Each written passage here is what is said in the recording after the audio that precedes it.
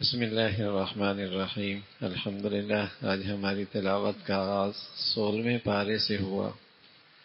حضرت موسیٰ علیہ السلام حضرت حضرت کے ساتھ سفر میں ہے اور دوران سفر بہت ہی غیر معمولی واقعات پیش آئے۔ حضرت موسیٰ علیہ السلام نے حضرت خضر سے فرمایا کہ سوال کوئی نہیں کرنا۔ بار بار کی معذرت کے بعد ایک بستی پہنچے اور اس بستی میں مہمان تھے، مسافر تھے، بڑے بے مروت تھے بستی والے۔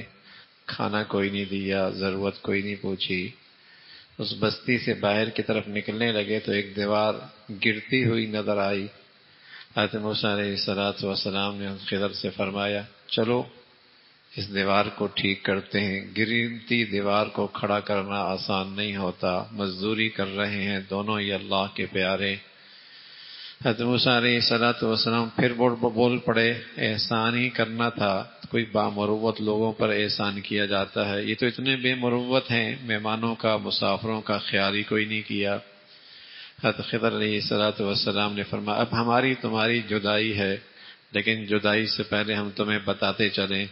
جہاں تک مسئلہ کشتی کا تھا تو وہ کشتی غریب لوگوں کی تھی، آگے ایک ظالم بادشاہ تھا، جو کشتی بھی سلامت ہوتی وہ اسے غصب کر لیتا، چھین لیتا۔ میں نے اس کشتی کو عیبدار بنا دیا تاکہ ان کی مزدوری کا سلسلہ چلتا رہے۔ جہاں تک تعلق اس بچے کے قتل کا ہے تو اللہ رب العزت نے قرآن کی آیت میں بتا دیا کہ وہ بھی مسئلہ یہ تھا۔ حضرت خضر علیہ السلام نے بتایا کہ اس بچے کے والدین بہت نیک تھے، فرما بردار تھے اللہ کے۔ یہ بچہ آگے جا کر ماں باپ کے لیے گمراہی کا باعث بننا تھا۔ اللہ رب العزت کی طرف سے حکم ہوا اسے راستے سے ہٹا دو، اللہ ان کو اس سے بہتر اولاد عطا فرما دیں گے۔ تو یہ وجہ بنی آج دنیا میں کوئی اولاد ماں باپ کی ایمان اور دین کے لیے خطرہ بنے، اسلامی عدالت، اسلامی حاکم کسی بچے کے قتل کی اجازت دے دے، اسلام میں اس کی کوئی گنجائش نہیں ہے۔ لیکن یہ واقعہ قرآن کے اندر موجود ہے۔ مسلمانوں کے لیے سبق ضرور ہے کہ ایمان اتنی قیمتی چیز ہے، ایمان اتنی بڑی دولت ہے، اولاد اس کے لیے خطرہ بنے تو اللہ کے پیارے نے اسے راستے سے ہٹایا اور اللہ کے حکم سے ہٹایا، اللہ کے حکم سے ہٹایا۔ پھر تیسری بات، جہاں گرتی دیوار کو کھڑا کرنا تھا تو اس کے پیچھے کچھ خزانہ تھا، یتیم بچوں کی وہ دیوار تھی، ان کے والدین مر چکے تھے، ان بچوں کا اس زمین کی اس دیوار کے نیچے خزانہ تھا۔ اللہ کی چاہت تھی کہ دیوار کھڑی کرو تاکہ یہ بچے جب جوان ہوں گے اپنا خزانہ خود سنبھال لیں گے۔ تو ان یتیم بچوں کے باپ کی خصوصیت کیا تھی؟ تو قرآن نے بتایا خصوصیت یہ تھی کہ ان کے ماں باپ بڑے نیک تھے، ان کے ماں باپ بڑے نیک تھے۔ ماں باپ نیک ہوں تو اللہ معاش کا انتظام اور اس کی حفاظت کا انتظام اللہ اپنے پیاروں سے کرا دیتا ہے، اپنے پیاروں سے کرا دیتا ہے۔ تو اس واقعے میں دو باتیں بہت بنیادی ہیں، ایک تو ایمان کی خاطر بچے کے قتل کرنا اور دوسرا ایمانی زندگی کی خاطر اللہ رب العزت نے اپنے پیاروں سے کہا کہ ان کی خزانے کی حفاظت کے لیے دیوار کھڑی کر دو۔ تو ایمان کی زندگی مفید بھی ہے اور کتنی بڑی دولت ہے کہ ایمان کی زندگی سے اولادوں تک اللہ رب العزت رزق کا مسئلہ، معاش کا مسئلہ آسان فرماتے ہیں۔ پھر ذوالقرنین بادشاہ کا تذکرہ ہے، اللہ کا نیک بندہ تھا، اللہ کا فرما بردار تھا، مخلوق خدا کی بڑی خدمت کرتا تھا، اللہ کے حق کے اندر بھی کوتاہی نہیں کرتا تھا۔ مشرق سے مغرب اس کے اسفار ہوتے تھے۔ ایک بستی کے پاس گزرا، ایک علاقے سے اس کا گزر ہوا جہاں یاجوج ماجوج آ کر اور بستی کو بار بار پریشان اور وہاں فساد مچایا کرتے تھے۔ بستی والے نے اس حاکم سے کہا کوئی ہمارے لیے دیوار کھڑی کر دیں تاکہ ہمیشہ کے لیے اس یاجوج ماجوج کی شرارتوں سے ہم محفوظ ہو جائیں۔ تو آپ نے ایک زوردار قسم کی دیوار کھڑی کر دی، لوہا پگھلایا، تانبا کے پگھلایا اور اس پر آپ نے آگ لگائی اور اس کے اندر ایک مضبوط دیوار کھڑی کر دی دو پہاڑوں کے درمیان۔ جہاں سے ان کا آنا ناممکن ہوا، چڑھنا بھی ناممکن ہوا، یہ سارا خدمت کی اور یہ سارا اپنا ہنر دکھایا، لیکن ساتھ یہ بھی کہا یہ سب میری اللہ کی مہربانی ہے، یہ سب میرا اللہ کی مہربانی ہے۔ اللہ کے فرما بردار کی سب سے بڑی نشانی ہوتی ہے وہ متواضع ہوتا ہے، وہ تواضع کرنے والا ہوتا ہے، اس کے اندر تکبر اور غرور نہیں ہوتا، بلکہ وہ اپنی ہر خوبی کو اللہ کا فضل سمجھتا ہے، اللہ کی عطا سمجھتا ہے، اللہ کی مہربانی سمجھتا ہے۔ پھر اللہ رب العزت نے ان لوگوں کا تذکرہ فرمایا جو مرنے کے بعد کی زندگی پر ایمان نہیں لاتے تو کل قیامت میں ان کے نیکیوں کا کوئی وزن نہیں ہونا، ان کی نیکیوں کا کوئی وزن نہیں ہونا۔ اتنے لوگ ہیں بس اوقات تھکتے ہیں، محنتیں کرتے ہیں، لیکن ان کا ثمرہ آخرت میں کوئی نہیں، اس لیے کہ ایمان کوئی نہیں، اس لیے کہ نبی کی زندگی کوئی نہیں، اس لیے انہیں کچھ بھی حاصل نہیں ہوتا۔ پھر اللہ کے نبی صلی اللہ علیہ وسلم نے اپنا مختصر سے تعارف کرایا، میں ایک انسان ضرور ہوں لیکن میری خصوصیت ہے کہ اللہ نے میرے پر نبوت کا تاج رکھا ہے، اللہ کی طرف سے میرے پر وحی اور پیغام آتا ہے، اس کا تذکرہ فرمایا۔ پھر سورہ مریم کا تذکرہ ہے جس کی ابتدا میں حضرت زکریا علیہ السلام کی دعا ہے، بوڑھے ہیں، بیوی بھی بوڑھی ہے، اللہ سے کہتے ہیں اللہ میں کبھی بھی تیرے سے مانگنے میں مایوس نہیں ہوا اور نا امید بھی نہیں ہوا، اگرچہ میرا اور میری بیوی کا موسم اولاد کا نہیں، لیکن تیری رحمت سے کیا بعید ہے، تیری قدرت میں تو سب کچھ ہی ہو سکتا ہے۔ پورے ایمان اور یقین کے ساتھ اپنے اللہ سے فریاد کی۔ اللہ نے اسی بڑھاپے میں حضرت زکریا کو حضرت یحییٰ کی شکل میں بیٹا دیا اور اس کی خوبیوں کا جو انسانیت کے کمال کو پہنچے ہوئے تھے اس کا تذکرہ فرمایا۔ یہ بھی اللہ کی قدرت کا ایک غیر معمولی واقعہ ہے، لیکن اس سے بھی غیر معمولی واقعہ اس سے آگے ہے۔ حضرت مریم علیہ السلام ہیں، نہانے کے لیے ایک کونے پہ تشریف لے گئیں، اتنے میں جبرائیل امین آیا اور انسانی شکل میں آئے، نیک پارسا خاتون تھی، جب ایک انسان کو اپنے سامنے دیکھا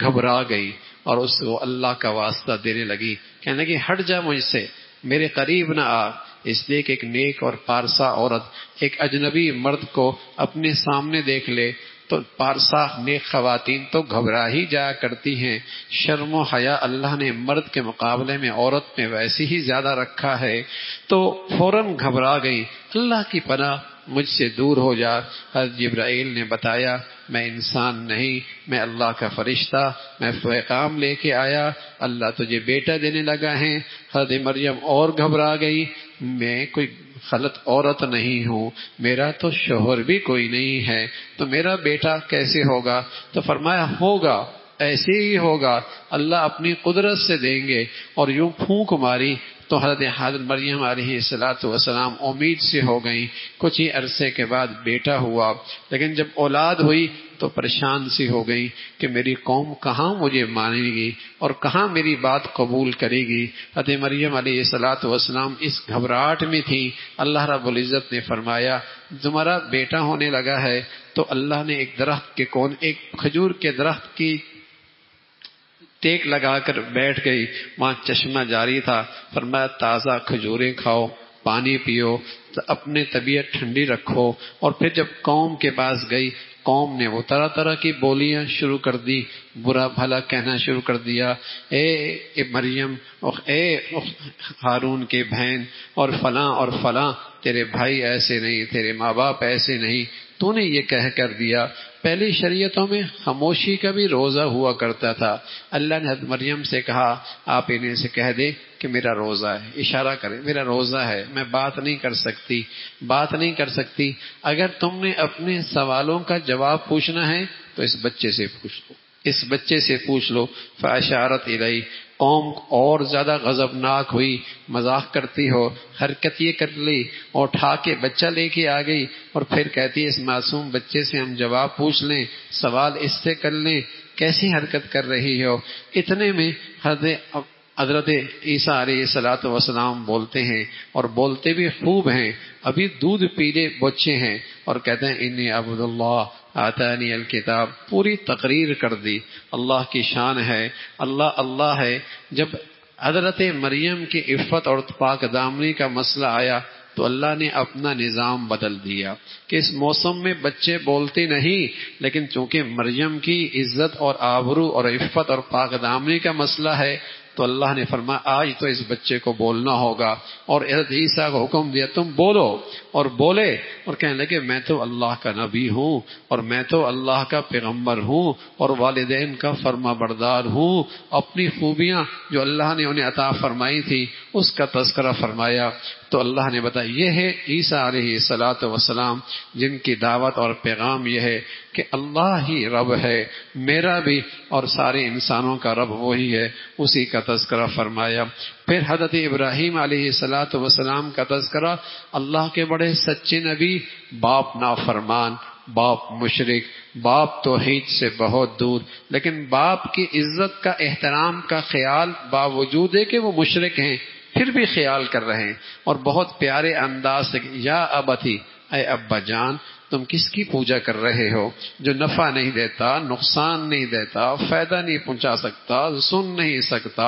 کس کی پوجا کر رہے ہو؟ میں اللہ کا علم لے کے آیا ہوں، سچائی کے ساتھ آیا ہوں، شیطان کے راہ پہ مت چلیں، جہنم کا راستہ ہے، میں آپ کو جنت کا راستہ، فرما برداری کا راستہ بتا رہا ہوں۔ باپ غضبناک ہوا، ابراہیم باز نہ آیا، پتھروں سے سنگسار کر دوں گا، پتھروں سے سنگسار کر دوں گا۔ ابراہیم علیہ الصلاۃ والسلام کہنے لگے میں آپ سے اپنے اللہ سے معافی مانگوں گا، اللہ آپ کو ہدایت دے دے۔ نکل گئے وہاں سے۔ پھر حضرت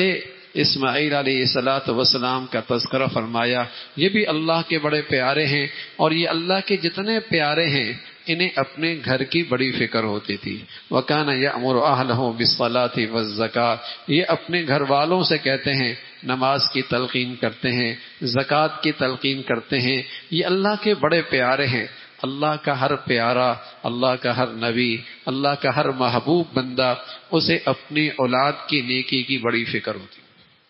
اسے اپنی اولاد کی نیکی اور فرما برداری کی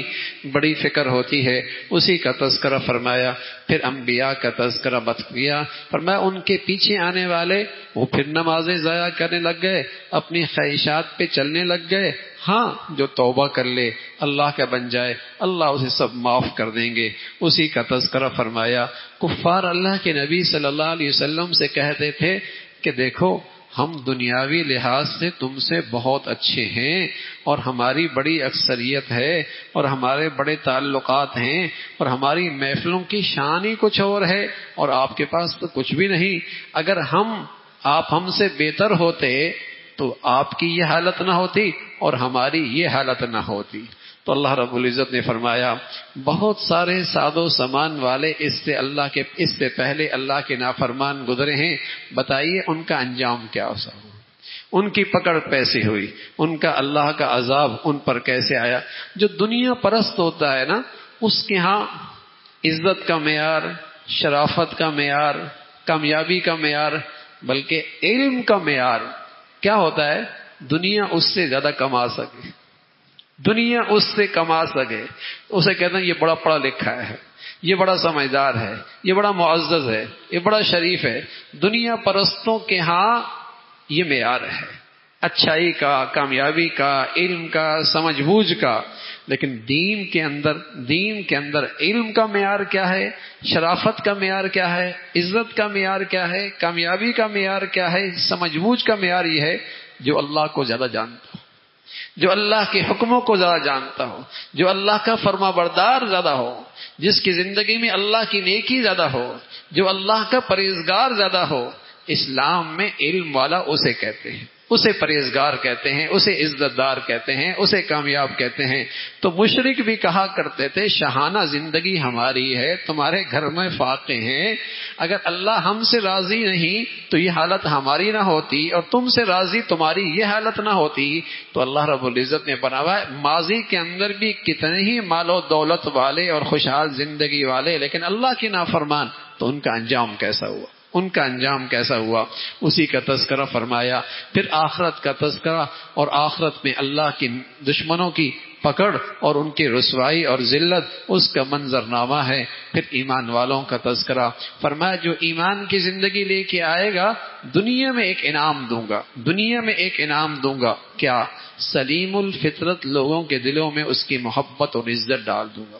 سلیم الفطرت لوگوں کے دلوں میں اس کی محبت اور عزت ڈال دوں گا۔ یہ دنیا میں ایمانی زندگی کا انعام اللہ عطا فرما دیں گے، اس کا تذکرہ فرمایا۔ پھر سورہ طٰہٰ ہے، قرآن اترا ہے، اللہ کے نبی کا قیام بڑھ گیا، راتوں کی عبادت بڑھ گئی، مشقت بڑھ گئی، آپ کو تسلی دی گئی اتنی مشقت بھی نہ اٹھائیں، اتنا بھی اپنے اوپر بوجھ نہ رکھیں، اس کا تذکرہ ہے۔ پھر حضرت موسیٰ علیہ السلام کا تذکرہ، اللہ نے انہیں نبوت دی، اور نبوت کا انداز یہ تھا کہ سفر میں تھے، بیوی امید سے تھی،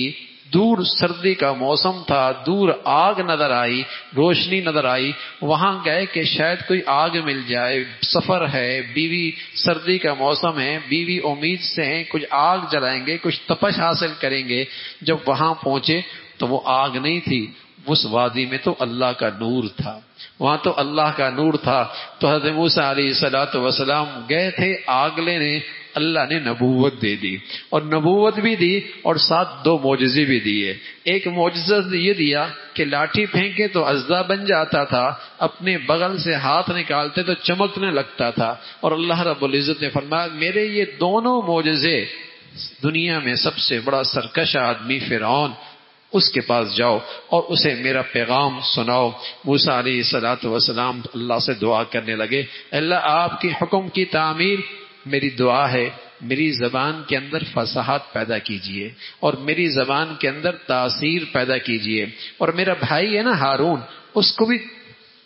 میرا ساتھی بنا دیجئے، ہم جب دونوں ہوں گے تیری حمد و ثنا کریں گے، تیری تعریف کریں گے اور ایک دوسرے کا سہارا بنیں گے۔ اس کا تذکرہ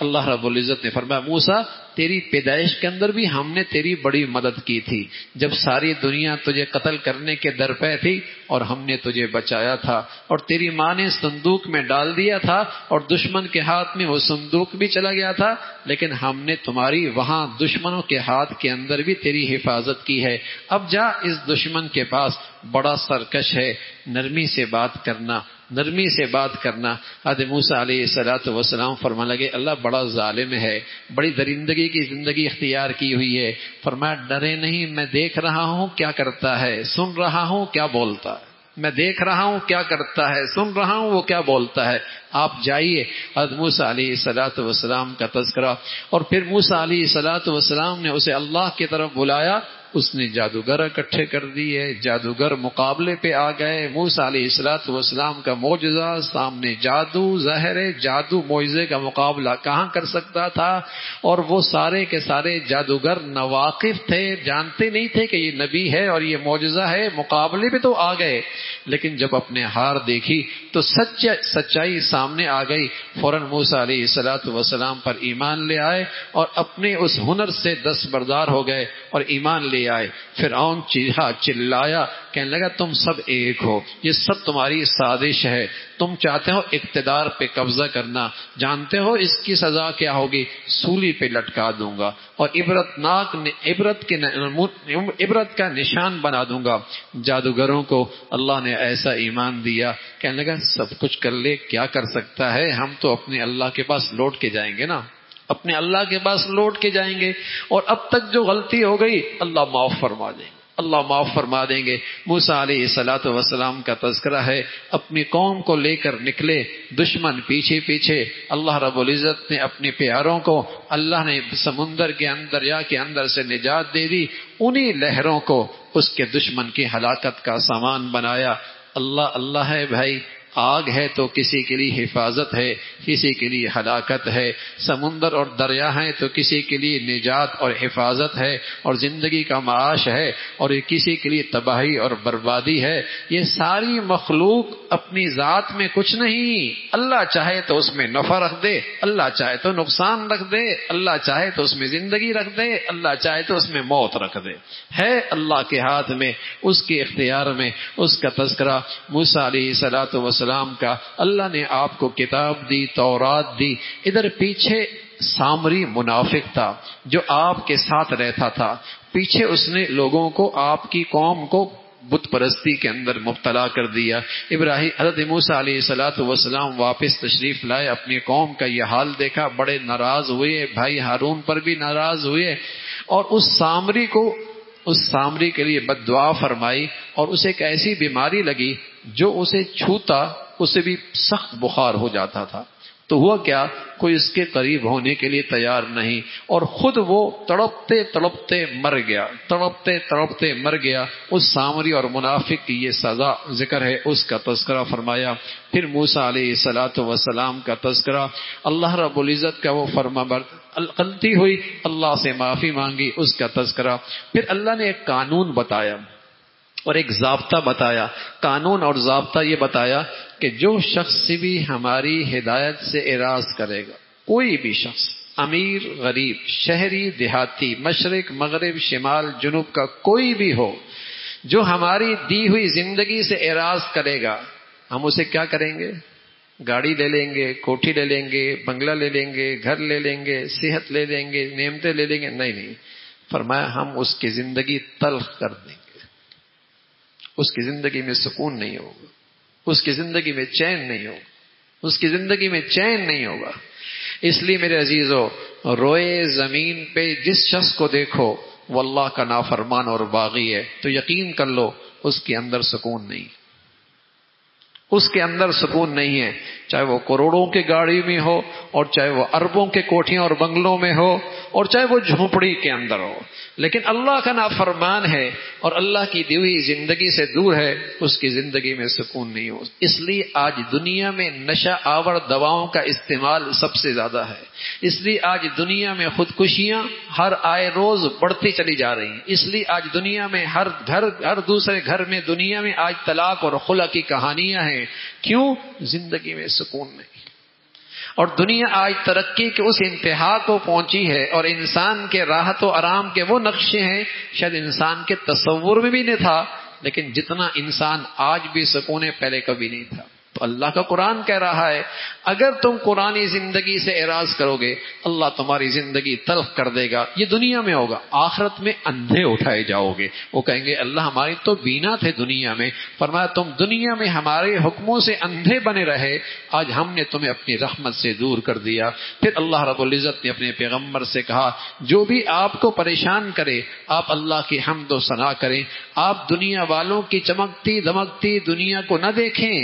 نظریں اٹھا کے بھی نہ دیکھیں، اس لیے کہ جو اللہ کے پاس ہے نا اس دنیا کے چمک دمک سے بہت بہتر ہے۔ آپ بھی اپنے گھر والوں کو نماز کی تلقین کریں، اللہ کے نبی سے کہا گیا، حقیقت میں امت کو سبق دیا گیا، آپ بھی اپنی اولادوں کو نماز کی نیکی کی تلقین کریں، اور یہ بتایا کہ دیکھو یہ سب کچھ ہم نے اس لیے بھیجا، کتاب بھیجی، رسالت بھیجی، تاکہ کل کوئی یہ نہ کہے کہ ہمارے پاس تو حق سچ نہیں تھا، ہمارے پاس تو اللہ کا پیغام نہیں تھا، ہم نے حجت پوری کر دی۔ اب آپ بھی انتظار کریں، وہ لوگ بھی انتظار کریں، پھر دیکھیں کیا نتیجہ آتا ہے۔ بہت جلد ایسا ہے کہ فیصلہ ہونے والا ہے۔ اللہ عمل کی توفیق نصیب فرمائے۔